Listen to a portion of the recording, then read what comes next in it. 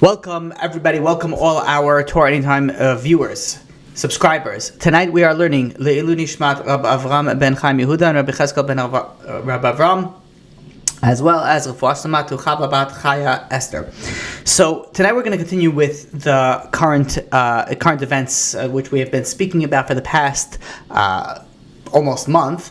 And the idea behind speaking on the current events is not just to present news. And this is something that we've been doing for the past 3-4 classes, and that is to take out lessons. There's lessons that we can learn to improve ourselves in our day-to-day lives, and these are things that we, when things happen around the world, we can't just read the news and just skip over. There has to be some sort of change within us, even if it's small, but it has to be something. So that's why every class that we speak about the news, we speak about current events, we do try to take out some lessons. And Be'ezrat Hashem, with Hashem's help, the goal is for tonight to take out five lessons to learn from it.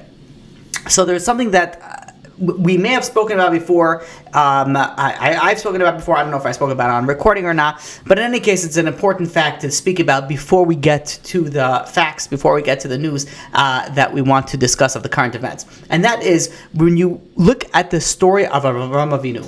When you look at how the Torah begins with the story of Avraham Avinu, the Torah begins when Avraham Avinu was 75 years old. What happened the first 75 years? There has to be a lot of amazing information in there. And in fact, we do know a lot of amazing information, and that is from the Midrashim. We see one of the most famous stories where Avraham Avinu was thrown into a fire and walked out of it. He would, the whole story behind it was when he was with his father's idols. His father used to have an idol store, and he took over the store for one day as a salesman, and he told everybody, why are you buying this idol? This idol is made out of stone. This idol is made out of wood. Serve one God, serve HaKadosh Baruch Hu. So obviously he didn't get much sales. The news went back to the ruler at the time, Nimrod, and he ended up being, long story short, he ended up being thrown into the fire. Now, he was miraculously saved from the fire. This is a famous story, an amazing story. Why wouldn't the Torah put this story in the written Torah? We know it's in the oral law, but why isn't it in the written law? And the reason why the Torah doesn't mention it explains the Ramban, that because the general population denied it. The general population did not, when I say deny, that means that they thought that it was not a miraculous event. They thought that, it was magical. It was a magical event. And if it was a magical event and not a divine event, then it was not a reason for the Torah to go and to write it down. Explains the Ramban why. We see by the time of Yetzias Mitzrayim, the time of the Exodus of Egypt, Moshe Rabbeinu and Aaron HaKohen were going back and forth with the Egyptian Pharaoh and the Egyptian magicians, and they kept on showing them signs that this is God and God wants to take the Jewish people out. But you know what the Egyptian magicians said? No, they're just magicians. They're just good magicians. Until it came a point where the magicians realized that this is not magic anymore. This is the hand of God. This is the finger of God. And the Egyptian magicians came to understanding and realized that this is not something that's magical. This is something that's divine. The way that the Torah works is that the Torah always presents both sides to the story.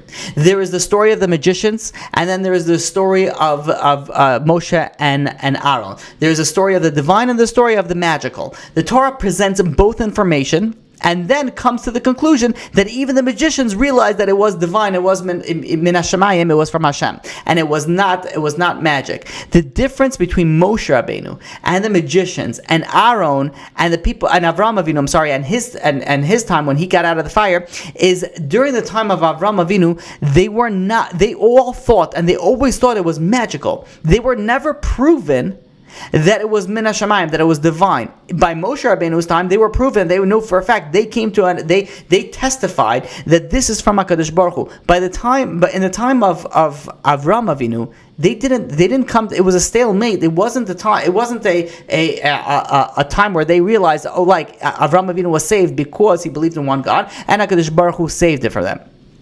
So The Torah, explains the Ramban, did not mention both sides because there was no conclusion to the both sides. Each side thought of something else, so therefore the Torah didn't mention it. And the question you could still ask, but isn't there amazing lessons that you can learn from it? And the answer is yes, you can learn tremendous amount of lessons, and we do learn tremendous amount of lessons from it, from the Midrashim that speak about this story. But there is a bigger lesson that the Torah wanted to teach us in Sefer Bereshis, and that is the Sefer Bereshis is known as Sefer HaYashar. Sefer HaYashar means the straight, the straight Sefer, being very straight and very honest. If the Torah would not be able to put both sides of the story, the Torah does not put the story at all. The Torah puts stories inside there when only there's both sides. Why? Because the Torah is straight and the Torah is honest. Everything has to be straight and everything has to be honest. Most people, whenever, or every person almost, view things with a certain bias. We have a certain bias that we view things. And you look at it, like even though the news, the media, the reporters, they have their job is to report it unbiased, but we all know that the left reports left and the right reports right, and everybody in between reports how they wish. Everybody looks at the situation in a very biased way. The Torah did not present its information in a biased way. The Torah presented its information in a straight way. And we see this is something very different from the Torah than from Judaism than all other religions. All other religions only present things that makes themselves look good. The Muhammad, the JC, they all present information, not that they were bad people, but they were amazing people. There was no negative aspects in them. In the Torah, there is negative aspects about the leaders, about Moshe Rabbeinu, there were so many places that the Torah speaks of, that the leaders sinned, and the Jewish people sinned, and the Jewish people did something bad. In all other religions, you don't have that. You don't have where the prophets did something wrong. Because why? If somebody would make up a book, would make up a religion, why would they say something negative about their prophets? Why would they say something? This is one of the proofs that we could see that the Torah is a divine book, and it's not like every other religion that's made up that says, oh yeah, you know what, there's no wrong that this person ever did. No, we're human and there is wrong done. The Torah is very honest and very straight. And the same thing is over here in this story. Because both sides the Torah wasn't able to go and present both information because they didn't come to a conclusion. So hence the Torah did not mention the story at all, as opposed to by Moshe and Aaron, there was both sides were mentioned, and then they came to the conclusion where everybody realized that it was min hashamayim, was from God, and it was not that it wasn't something from magic. This is the idea by knowing the honest truth, knowing the honest facts. And this is the first lesson out of the 5 lessons, Bezrat Hashem, that we hopefully be able to go on and get through to tonight. And the first lesson is you have to be yashar, you have to be straight, you have to be honest. This is something that you have to be honest, and that's why we have to look at all the facts. There's a lot of things that are floating out around in the media, in the world, in the politics, and there are things that are floating around that are not factual. So let's go through these things and let's see what we can uncover.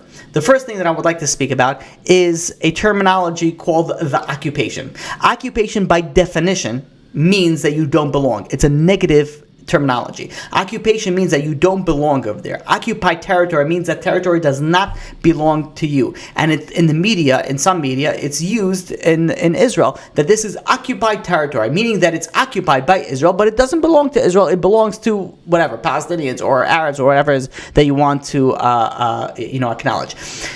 So let's look at historical data. Of course, we could look into the Torah, and the Torah says in many places, and the Torah, just FYI, is for Christians and for Muslims, is known as the Old Testament. The Old Testament is also true, and they also believe in it. And in the Old Testament, in numerous places, it says that Israel belongs to the Jewish people. You look at just some verses if you like to look it up. In Bereshis, in Genesis chapter 12, verse 7, in chapter 13, verse 14 through 17, in chapter 15, verse 5, in chapter 15, verse 18 to 21, and in chapter 17, verse 8, all in Genesis and Bereshis, speaks about how the Torah belongs to the Jewish people. And of course, there's many, many, many other places throughout the 5 other books of Moses, the 5 of the Chamishei Chumshei Torah, and throughout Tanakh, that the Israel belongs to the Jewish people and not to the Arabs, to the Palestinian. But let's go through the historical data, historical facts. When Israel became a state, in recent history, in 1948, the many Arab nations said, they don't belong here. They're really just Europeans that came into to our land. This is one of the biggest lies of our century. This is like one of the biggest lies at the time, that the Jewish people don't belong there, and it was really a Palestinian or an Arab territory. If we go back in history, if we go back 3,500 years, almost 4,000 years, when Moshe Rabbeinu led people out of Egypt and into Israel, you're talking about the year 1400 BCE. You're talking about almost 3,500 years ago, 3,400 years, like a tremendous amount of time ago, thousands upon thousands of years that the Jews were in Israel. And of course, we know that there was a Beis Hamikdash, the temple, the first temple and the second temple that was built in Israel, in Jerusalem. And it stayed there until the destruction of the second temple. The second temple was destroyed in about the year 70 CE. So right now we're in the year 2023. This is not BCE, this is Common Era, this is the current year, this is the current time frame, and that is the year 70 was when the second temple was destroyed. Now the Roman Emperor Hadrian wanted to remove all Jewish things from Jerusalem, and he went and he renamed Jerusalem to Aelia Capitolina, and then he went to his historians and he told his historians, he says, who is the worst enemy of the Jews? And the historians went and they said the worst enemy of the Jews. They went, they searched, they realized that the worst enemy of the Jews were the Plishtim. So Hadrian, Roman Emperor Hadrian, he decided, because of his hatred towards the Jews, he wanted to declare the land of Israel to be called after the Plishtim, after the Philistines, and sort of to dishonor the Jews. So he renamed Israel after the Plishtim, and it became Palestine, to sort of dishonor the Jews who lived in that land. For the next 2,000 years, since the destruction of the temple, till today, there was always a Jewish presence in the land. There was always Jews living in the land. But let's go through through history, from the destruction of the temple, from which it was taken away from the Jewish people didn't rule the land after the destruction of the second temple. It was ruled by the Romans. And let's take it to today, and from then till now. So we know the temple was destroyed around the year 70, Common Era, between 68 and 70, depending on which historical facts you're looking at. But in any case, it was destroyed around that time, and it was taken over. Israel was taken over, controlled by the Roman Empire. The Roman Empire ruled until the year 313. Then it went over to the Byzantine Empire, and they ruled on it till the year 636. The religion of Islam only came into being. It only started at the year 610, meaning during this time, during the Byzantine Empire, this is where Islam started. Which means is that Islam started about after roughly 1600 years, after the Jews are already in the land of Israel. Judaism is way, way older than Islam, and they've been practicing in Israel, living in Israel for 1600 years prior to even any creation of the religion of Islam. After the Byzantine Empire, by the year 636 to the year 1099, it went actually under Arab rule, and this is where the Dome of the Rock on the Temple Mount was built by Caliph Abd al-Malik. This was built on the year 691 by an Islamic caliph. The Arab rule was taken over by the Christian or the Crusaders from the year 1099 to the year 1291. And then it was taken over by the Mamluk rule from the year 1291 to the year 1516. During this time is where, and we can see that there is Jewish presence in the land, is where the Ramban, Nachmanides, was moved to Yerushalayim, and he established a shul known as the shul of the Ramban, and it actually exists till today in the old city. And we know also in the year 1492, many Jews were expelled from Spain, and they ended up moving to Tzfas, and it became a big center for Kabbalists there. After the Mamluk rule, it was taken over by the Ottoman rule from the year 1517 to the year 1917, where it was taken over by the British Empire, where they held it on from the year 1918 to the year 1948. In the year 1948, we're not going to get into the giving up of the land of Israel for the Jewish people, but basically that's when the state of Israel became a state in the year 1948. Now, there is a false claim that there was a massive Arab presence that was overrun by invading Jews, and we could see this by it's dispelled by Mark Twain. Mark Twain visited Israel in the year 1867, and he wrote in this book, The Innocents Abroad, that we traveled miles in Israel and we never saw a human being there. The whole route, there wasn't a tree or a shrub. It was like a deserted country. It was empty there. It was empty there. There were people obviously living there, but I'm saying it wasn't like it was a full, thriving community, Arab community that Jewish people came in. There were Jews and Arabs living over there. And in fact, the vast majority of Arabs came to Israel after the Zionists pioneers began rebuilding the land. Historically, there was a lot of very, very wealthy people, from the Rothschilds to the Montefiore, to Moses Montefiore, who invested a lot into Israel. And the Arab people nearby saw this as an economic opportunity. So they started moving into Israel as back then it was Palestine, for economic opportunity. They weren't indigenous to the land. They just moved there because of the economic opportunity. And the Jewish residents, the Arab residents at that time were all known as Palestinians. In fact, Golda Meir, the Israeli prime minister from 1921 to 1948, she had a Palestinian passport. The Arabs were no more Palestinian than the Jews. The Jerusalem Post, as we know today, used to be called the Palestine Post. The facts that we see from here is, number one, the Jewish people had been in Israel for well over 3,500 years in the land of Israel.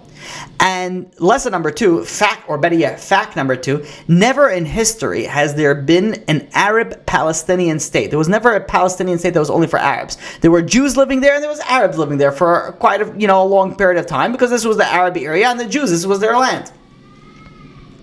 The Palestinian movement, the PLO, that began only in May 28, 1964. This is not something that existed for many, many centuries. The Palestinian movement began in May 28, 1964. The purpose of its founding was pretty much to destroy Israel. That was the reason that it was founded. The Jews, they wanted to live peacefully with the Arabs, and they offered to split the land. And they wanted to split them. They wanted to live peacefully. And in fact, the Jews, many times in the years 1937, they offered, let's split the land. In the year 1947, let's split the land. In the year 1967, in the year 2000, in the year 2008, they wanted to split the land. And even in the year 2005, Israel withdrew from the Gaza Strip in Gush Katif. They took people out. Jewish people took out other Jewish people, 8,000 Jews. So what? So that they could be able to have some sort of peace with the Arabs of the Palestinian. And in the early days, the Jews were willing to go, and they were willing to give to the Arabs 70% of the land to the Arabs just for peace. The Jews would just take 30%. The Arabs refused. They did not want it. They did not want to live in harmony. They did not want to live in harmony. In the year 2000, it was the peace that was offered by Israel was not only rejected verbally, but it was also violently rejected. There was a second intifada. There was terrorist attacks from the Palestinian Authority. To the Jewish people. They did not want peace. They did not want to live together. They wanted the Jews out. They wanted the whole thing for themselves. They wanted war. They wanted death. And when you look at the wars, most of the wars between Israel and its nations, Israel did not start, if not all of the wars. I don't know one war that Israel started. But most of the wars, Israel did not start. It was started from the Arab side. And you know what happened? They started it. They lost. Israel, Baruch Hashem, they won the wars. With Hashem's help, they won the wars. And you know what ended up happening? They ended up taking back more land, Israel, after these wars. And what happened? The Palestinians, they started blaming the losses on Israel. They never take responsibility for the action. The War of 1948, the War of the 6-Day War in 1967, the Yom Kippur War in 1973. They started fighting. The other Arab nations around joined in. The Jews won. They took more land, and then guess what happened? They started blaming the Jews for winning. Like why? Occupation. This is they won the war. It's like imagine Germany in World War II starts blaming America for winning the war. Why did you do this? Why? What do you mean? You're at war, and that's the point, to win. The point is to win. Like the Palestinians, they try to get something they lost. They blame the people that they lost from. Sore losers, crybabies. I don't know what you want to call them. You look at what the Palestinians want. What Hamas? Let's look at what Hamas wants. The leader of Hamas had an interview that they were very proud about what they did. They would, and in fact, they want to do it again and again and again. This is not something that they're like, oh, it was a mistake. It was a select few that went rogue. Like, no. They're very proud of what they did. They would say this is going to happen again and again and again and again, and we're going to keep on doing it. This is what they were telling a reporter until we free the occupation. So the reporter was like, oh, you mean free Gaza? They were like, no, free Israel. Like, free Israel from what? From like the Jews. They were like, yeah, free Israel until there's no more Jews. Basically, they want to get rid of the Jews. That's what's in their charter. They want to death to all the Jews and remove all the Jews. That's what Hamas wants. That's what the Palestinians want. Today came out a report from the New York Times that the primary goal, they said, the Hamas leader said, in the primary goal of October 7, massacre, terrorist attack, that was to start a war with Israel. They wanted to start a war. They intended a lot of other, people to join the war, Lebanon, Iran. They wanted everybody to join the war. It's not happening as of now. But they wanted a war on all fronts of Israel to try to destroy Israel. This is the people that Israel is fighting with. The idea that people are screaming ceasefire is idiotic or ignorance. Like, if you have any understanding of the history of Palestine and Israel, the history of Gaza and Israel, a ceasefire only means that you're going to delay the inevitable. A ceasefire means that, okay, let Hamas reload, let Hamas recoup, and then we'll start again in another few years. I don't know if you have learned anything from the past, 15 years of what was going on in Gaza. The ceasefire is only time for them to build up and fight again. The people that claim to say ceasefire now, thinking that that's going to bring peace, you kidding? When people that are saying ceasefire will only produce more bloodshed. The inevitable is that Israel has to destroy Hamas. Israel has to. It has to eradicate them from the like a mullik, remove them from the world. By delaying it is just going to cause more innocent civilian deaths. That's what's going to happen. So for all those peace-loving people that say ceasefire now, all you're doing is causing more deaths, and all you're doing is showing your ignorance, how it makes no sense to know what you don't know anything about what you're talking about, because ceasefire is only going to delay, it's only going to cause a longer war, and a longer war means more death. But yet, why do people scream ceasefire? Because they only look at the underdog. Something, unfortunately, the Western media has taught people to always look at the underdog. And, people look, who's losing the war? Hamas is losing the war. So, you gotta fight for the underdog. Even though they're terrorists, even though they destroy and they kill and they murder innocent people. Why? People don't use their brains. When you look at it really from a factual perspective, it's very clear. There is not a area where it's like, oh, okay, I'm not sure which way to look. Both sides could be right. On one side, Israel, they want peace. They were willing, and they have, and to give land to the Arabs, to the Palestinians. They don't want violence. They don't want deaths, not on the Israeli side and not on the Palestinian side, not on the Gaza side and not on the Israeli side. They don't want any deaths. That's one side. Peace, harmony, tranquility, that's all they want. The second side, the Palestinian side, or the Gaza side of this perspective, from Hamas side, you know what they want? They want war. They say they want war. They want to get rid of every single Jew, not from Gaza, because there's no Jews living in Gaza. They want to get rid of every Jew from Israel. They want death to all the Jews, and they don't care if that happens with the death of their own. So they don't care about death of their own. They don't care about death of the Jews. They want war. That's what they want. So you have one side that wants peace and one side that wants war. Why isn't everybody on the side of peace? Why isn't everybody on the side of tranquility? And that brings us to the conclusion of fact number one. And fact number one is that we see that it's very, very clear there is no occupation. Israel belongs to the Jews, it belonged to the Jews, and right now it rightfully belongs to the Jews. There's no occupation means that it doesn't belong to them. It very, very clearly belongs to the Jewish people, and the Palestinians were welcome to go into the land. They lived there. There's 20% of Arab people living in Israel. It's the other side that doesn't want Israel at all. They don't want Jews or Israel at all. So fact number one, the word occupation is a factually incorrect word. It's a trigger word. It's a word that means that they don't belong. And that's factually incorrect. It's a word that means that it's not their home. And then again, that's factually incorrect, historically incorrect. Moving on to fact number 2, the apartheid. So you have one of the most highly or the greatest accusations that people give to Israel is they call it an apartheid state. Generally, what it means is that apartheid comes from South Africa. South Africa, there was racial segregation in the pre-1990s in South Africa that denied certain racial groups, which was the blacks in South Africa, access to political and judicial system. They couldn't live in the same neighborhoods as white citizens. They didn't have the same educational opportunities. Racial segregation, and this was known as the apartheid. And the world, or some people, are trying to utilize apartheid to Israel. So let's look at Israel if it really is an apartheid, if it really is an apartheid state. Arabs, citizens in Israel, which are 20% of the population in Israel, I'm not talking about West Bank, I'm not talking about Gaza, I'm talking about in Israel proper, 20% of the citizens are Arabs. They have the same rights as the Jewish Israelis. They have the right to form political parties. They have the right to stand for election. They have the rights to serve as members of the Knesset, the judiciary, the diplomatic corps, the police. They have full rights just like everyone else. The Israeli Arab citizens serves as judges, ambassadors, legislators, journalists, professors, and artists from everything and everywhere in between. But there is a difference. There's a difference between Arab Israelis and Arab in the West Bank and the Gaza Strip.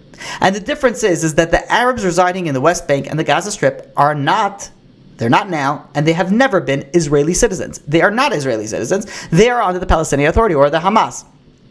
If you're not an Israeli citizen, you cannot claim the same rights as an Israeli citizen. If America doesn't give the same rights to citizens versus non-citizens, and Professor Eugene Kotrovich brings this down further. This is an article that he published that was published in the Wall Street Journal, that there is an apartheid in the Holy Land, but not in Israel.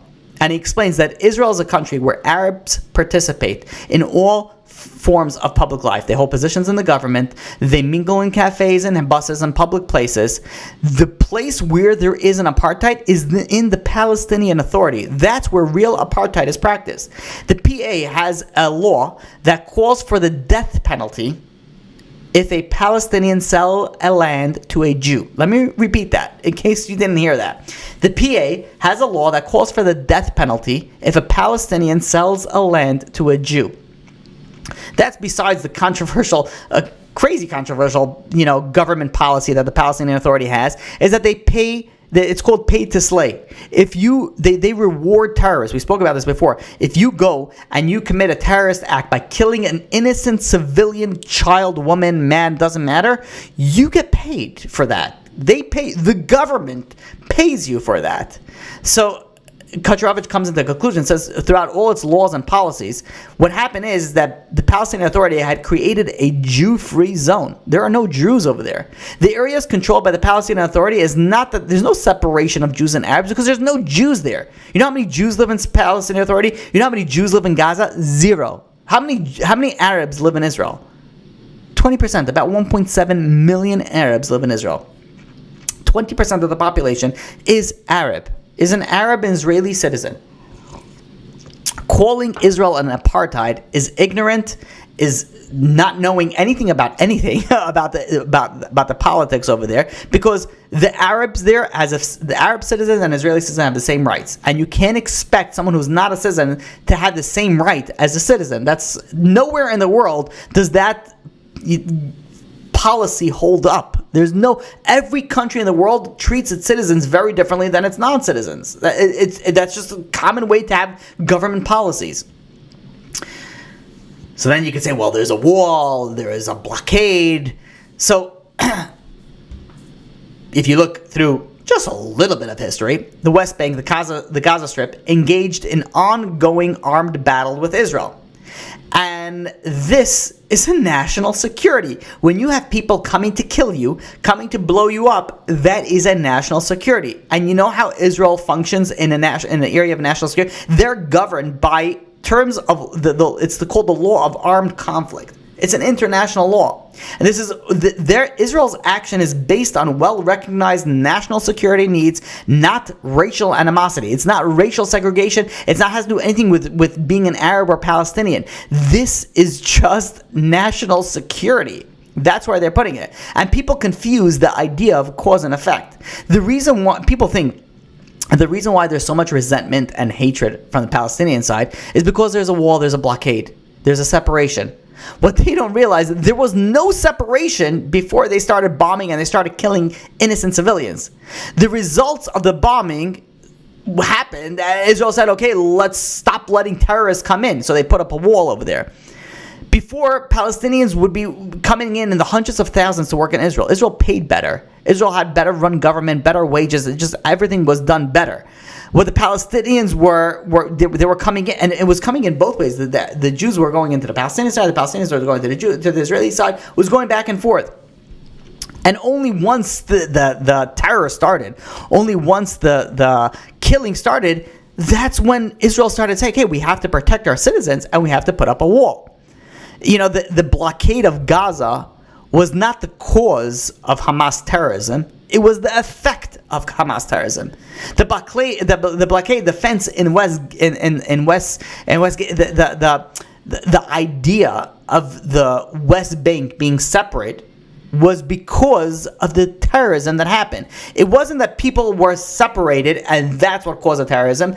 The terrorism is what caused the separation. They were like, okay, we got to stop people from killing innocent people. This is national security. It's only normal, it's only common knowledge that if someone's trying to kill you, be like, okay, I'm not going to let you kill me. That's literally what the blockade was. People were coming in, and their government were pushing, sponsoring this, saying to go and kill. The Intifada would go and destroy.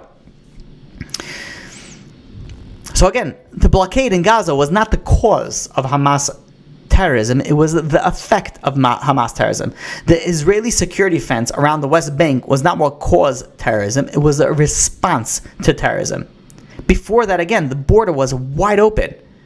Israelis would go to the West Bank for medical care, for dental care, because it was cheaper. They would go back and forth to restaurants and things like that. It was not only the blockade only happened to protect their citizens. And this is the idiocracy, the stupidity, the lack of knowledge, the ignorance that the world has. You look at Black Lives Matter, which is worth nothing. But what they said, and they quoted regarding this attack, when a people have been subjected to decades of apartheid, again, factually incorrect, their resistance must not be condemned. Resistance? Resistance to what? Are they upset that Israel stopped letting them kill Jewish people? Are they upset that Israel stopped letting them kill Israeli citizens, Jews and Arabs?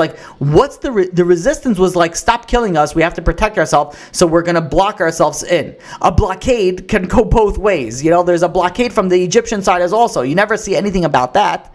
You never hear anything about that. What is Israel supposed to do? Just let them come in and be like, yeah, why don't you come and kill everybody? What's the world going to say? And then you could say, okay, fine, the Palestinian Authority, look at what they live in. People always vote for the underdog, always look at the underdog. They live in poor places. They don't have the financial, the economic stability that Israel has. They don't have the educational system that Israel has. You know who you need to look for that? Look at your own government. Why is the Palestinian Authority spending millions of dollars paying for terrorism instead of going and building the economy? Why are they putting money towards terroristic acts instead of going and fighting and war and killing? Maybe build up your own economy. And there's so much poverty in Gaza. The amount of money that went into Gaza, they could have made it into a Times Square. There was so much money that went into Gaza. And you can see this by the leaders of Gaza are all billionaires. Where did they get the money from? They pocketed all the money that comes in. This is the leaders that they chose. Everybody lives in poverty. Whose fault is that? Whose fault that there's no employment opportunity in the place that you're standing in? Are you blaming the nearby government that put a blockade to prevent you from killing them? Or maybe instead of digging tunnels, instead of putting all your money to rockets, give your people some economic stability. Give your people some sort of normalcy of a government of doing what you need to do. But you know what the Hamas says? It's not our responsibility to take care of our people. Which government would say it's not our responsibility? They say, yeah, it's United Nations responsibility. Look at the audacity, the chutzpah. And the people are like, yeah, I guess it is. Imagine America says, no, it's not our responsibility to take care of our people. Let Spain take care of it. What? Why? Like, what does one thing have to do with another? So we see over here, the terminology, occupation, the terminology, apartheid, open air prison. This is a complete misrepresentation of the facts. There's a tremendous amount of ignorance around in the world, especially in geopolitical matters, and especially when it comes to the Palestinian-Israel conflict. I've been searching and I've been looking at many data on like from educational perspectives, meaning from colleges. They do not present this matter factually. They present it based on their own biased needs. When it comes to Jews, things just change, right? It's not anymore about facts for whatever reason. And you see you really see it all over. There was a video that was going around where you see a person that walked over to a bunch of random people and said, I have a petition. Can you sign my petition? It's to support Hamas freeing Palestine. And you could see, I think it was in New York, you could see the amount of the eagerness. Like, yeah, of course I would sign that. They jump on it. And the person says, can I read you the terms and conditions before you sign? And they're like, of course, I need to know the terms and conditions. So he starts reading it over to these people. He says, if you support Hamas freeing Palestine, you support every Jew, Christian, and non-Muslim to be slaughtered. And they were like, whoa, I don't support that. I'm like, well, you just supported Hamas freeing Palestine. This is what they stand for. And he goes to the next person, that if you support this, right? You support Hamas freeing Palestine? Yeah, of course. Oh, so that means you support Sharia law, which means it bans a woman from dressing a certain way. No, I don't really support that. What? You don't support that a woman is not allowed to travel without her man's permission? Be like, no, equal opportunity. What do you mean? I don't support that. Fact after fact. So what are they supporting? When people go and they say pro-Palestine, do they even know anything? Just a little, I don't know, 5% of the information? Do you know, the joke of the matter is that there was a pro-Palestinian rally, and someone came in with a pride flag. You know how long that flag lasted? It didn't last 5 minutes. It was torn apart. You have these lefty people marching together with the pro-Palestinian people as if they're for the same cause. They couldn't be the furthest apart. They couldn't be there's no equal women's right in Sharia law. There's no equal opportunity. Before you could explain to the Muslim your pronouns, you'll be thrown off the bridge. You'll be known as a pronoun of were, in the past tense. There's no, the idiocracy, the stupidity of the left going with the there is nothing in common. There is literally nothing in common that you support. There's nothing. That's how ignorant people are. And if you think about it, this is the way the world works. They know nothing and they comment about everything. And I see that in my own shir.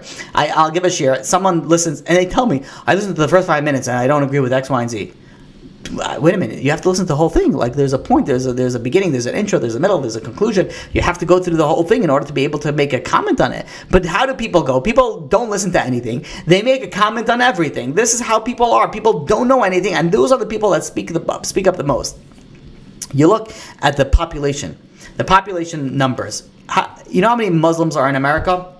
There's about 3.4 million Muslims in America. You know how many Jews are in America? There's about 6.5 million Jews.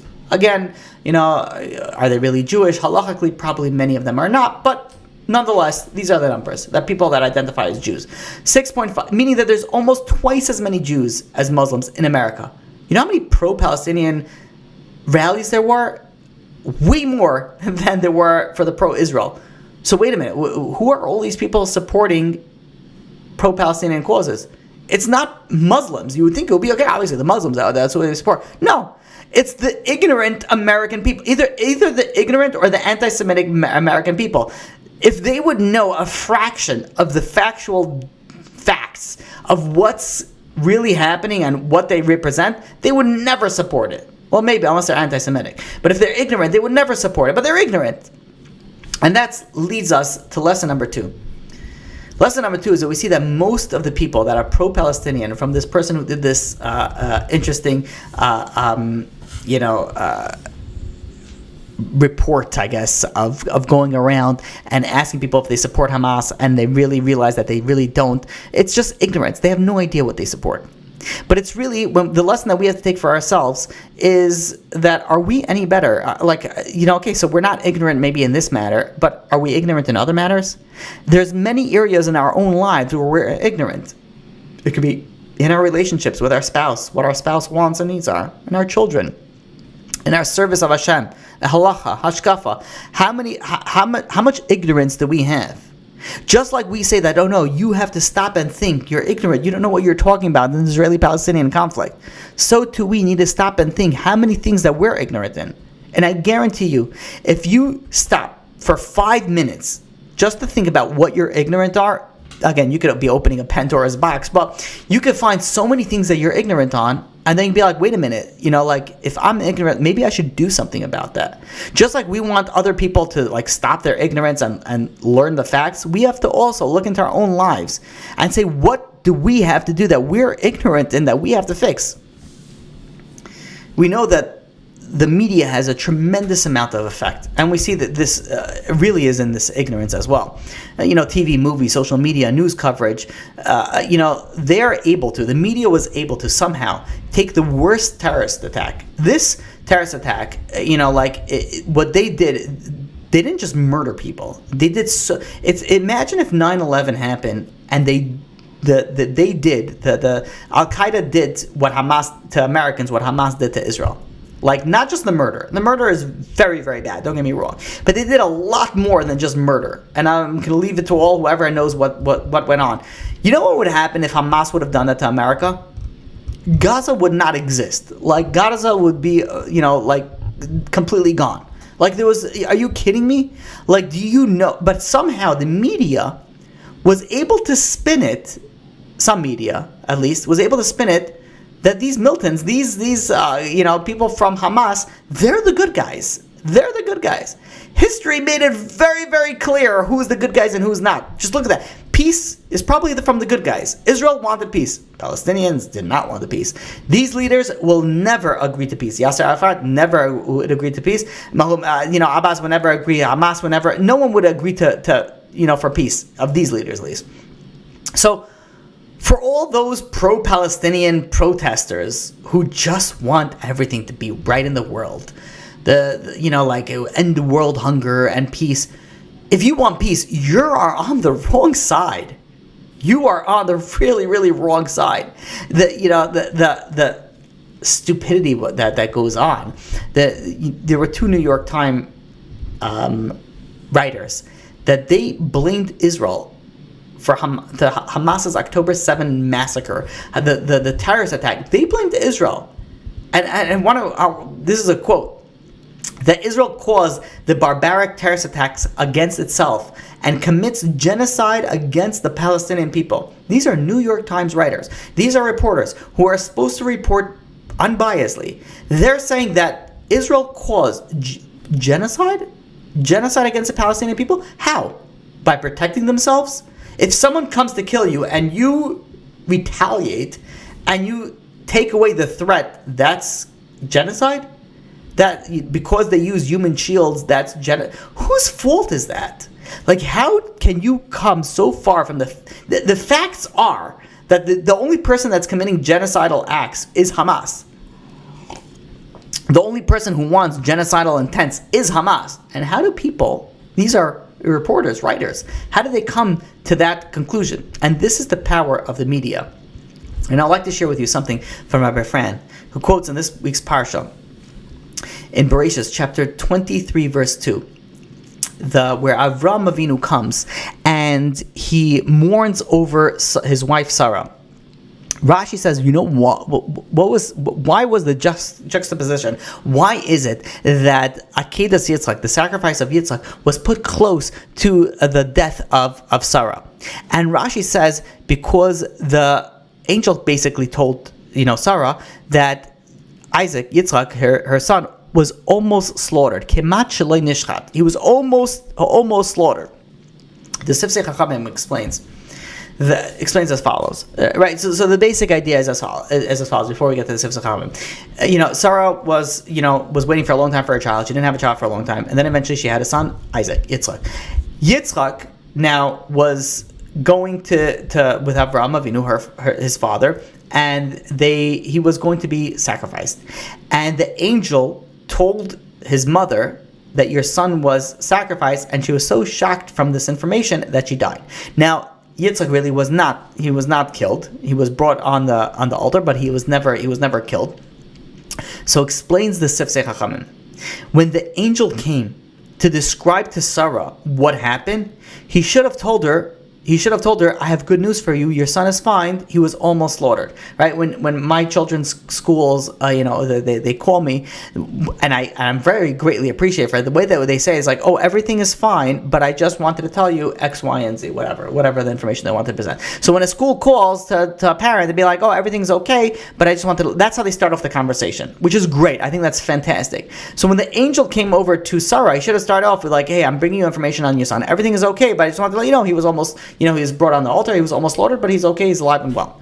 But the angel did not do that. The angel was basically said that your son was slaughtered, but he was not killed. But Sarah died before she heard the words that he wasn't. That's how the Sifsei Chachamim explains it. And it explains Rabbi Yerucham Levavitz that we could see the way that that even an angel can deliver news. They could even if it's good news, they could spoil the whole message, and it could destroy worlds. This angel of good news became the angel of death. The lesson here that we have to learn is how careful we have to be with our words. So many times we speak, we mean no harm, but we wind up saying things that are very painful. And it could be just because of carelessness. And Rabbi Yisrael Salanter used to say that the first mitzvah in the Torah is do not be a fool. Sometimes we're foolish. We don't think before we speak. And the lesson we learn from here, from this week's parsha, is be careful how you use your words. Your words can have a tremendous amount of effect on the people. And we see that over here in the media. The media uses certain trigger words.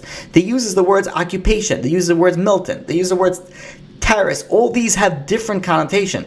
A trigger word has a power to evoke a certain emotion. If someone's reading the news coverage and they don't know anything about the news coverage and they hear the word militant, they're like, okay, that could be a good guy, that could be a bad guy, I don't know yet, kind of up in the air. But if you hear the word terrorist, you know who's the bad guy. If you read the word occupation, you'd be like, okay, that's the bad guy. They're occupying somewhere, something that they shouldn't be.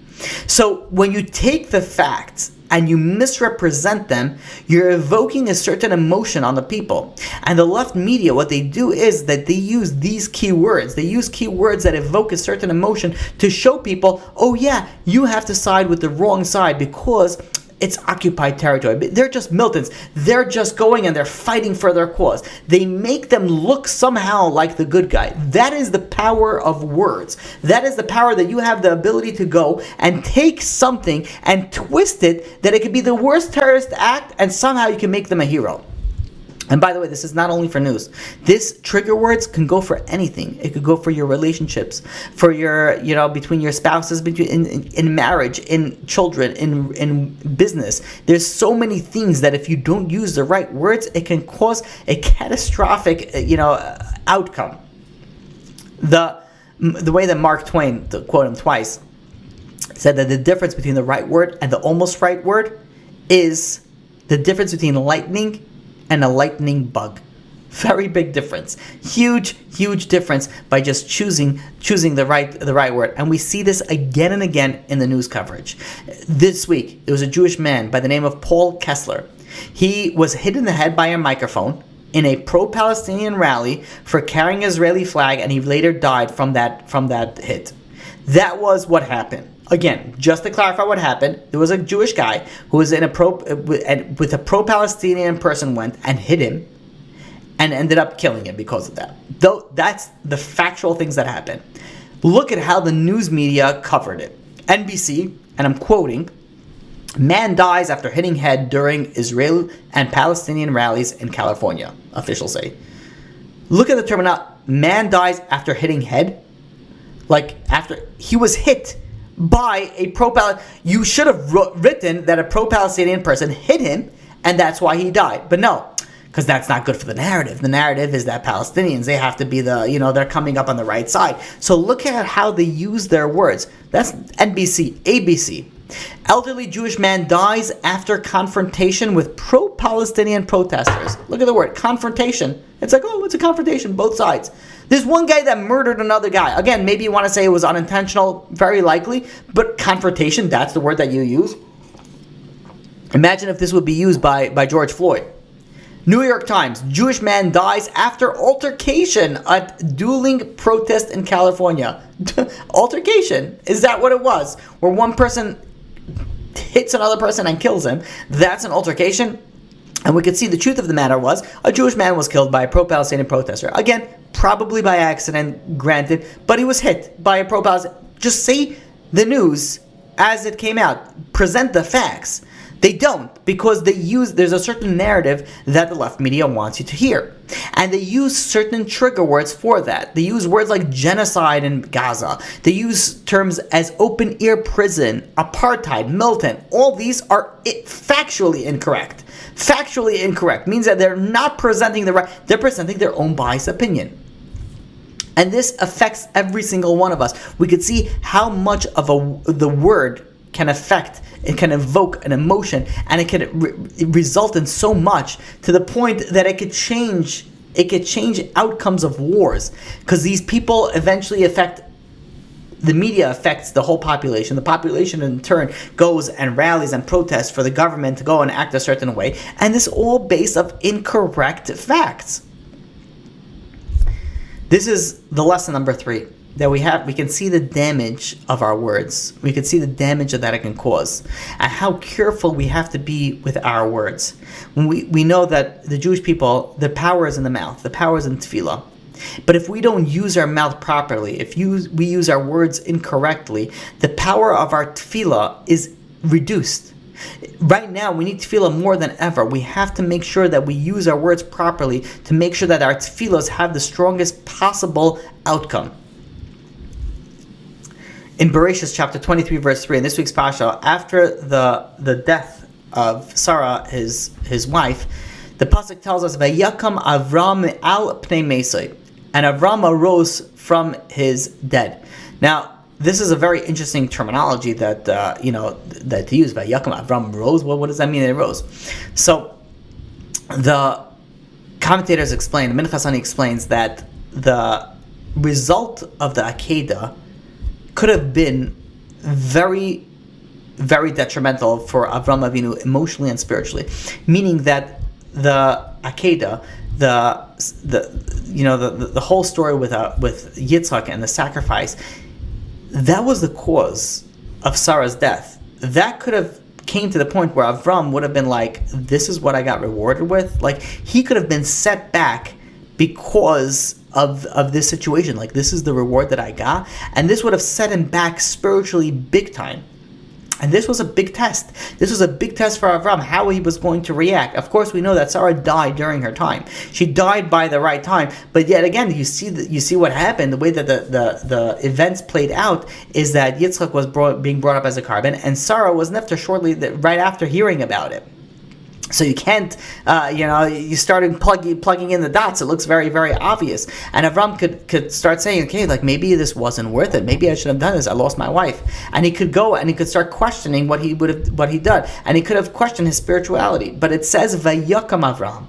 Avram got up. This was a test from HaKadosh Baruch Hu. How are you going to go and react from it? And Avram got up from that, meaning that he arose from this experience. He got up from this test and he increased his spirituality from this test. He didn't lose spirituality from this test. And we see this nowadays. Every single one of us, we're all hurting, and we should be hurting what's going on in Israel. But what do we use that hurt Do we use that for tefillah? Do we use that, or do we use that for just a negative way of depression and sulking? There's so many ways that we could take it in a negative way. And if you do take it in a negative way, Hamas wins, the Satan wins. We have to rise above it. Just like Avram Avinu Vayakam Avram got up, so too we need to rise above it. We got knocked down, we did, but we have to get back up. And how do we do that? Do we increase our davening or do we decrease our davening? Do we increase our learning or do we increase our chesed? And when you look around, Klal Yisrael is increasing tenfold. It's amazing. But do we keep that up? Are we keeping that up? Can we do more? We have to be like Avram Avinu in this week's parsha. Vayakam Avram, he went through a very difficult test and he got up. And he rose above it. We, every single Jew, every single one of us are in a difficult test. Can we come to the point that we get up and we get above it? And that is lesson number 4. Lesson number 4 is, what do we do now? Do we rise up from this experience like Avram rose up from his test? Vayakam Avram. And for the final lesson, we see in Bereshis, in this week's parsha, Bereshis chapter 24, verse 62. Yitzchak ba mibai be'er l'chai roi. Yitzchak met Rivka and Eliezer when he was coming back from the well. Now, Rabbeinu Avram ben Arambam asks a question like, why does it say mibai be'er l'chai roi? Why does it say that he's coming back from the well? What's the difference? Coming, going. He was on the way to the well. He was whatever. He was traveling, and he saw Rivka and Yitzchak, and that's when he greeted them. And explains Rabbeinu Avram ben Arambam that Yitzchak, what was he doing at the well? That's when he went for seclusion, for privacy. That's when he went to go and daven. That's when he went to do his avodas Hashem. He went over there, and when he was going to do avodas Hashem, he was laser focused. He knew what he needed to do, and there was no distractions.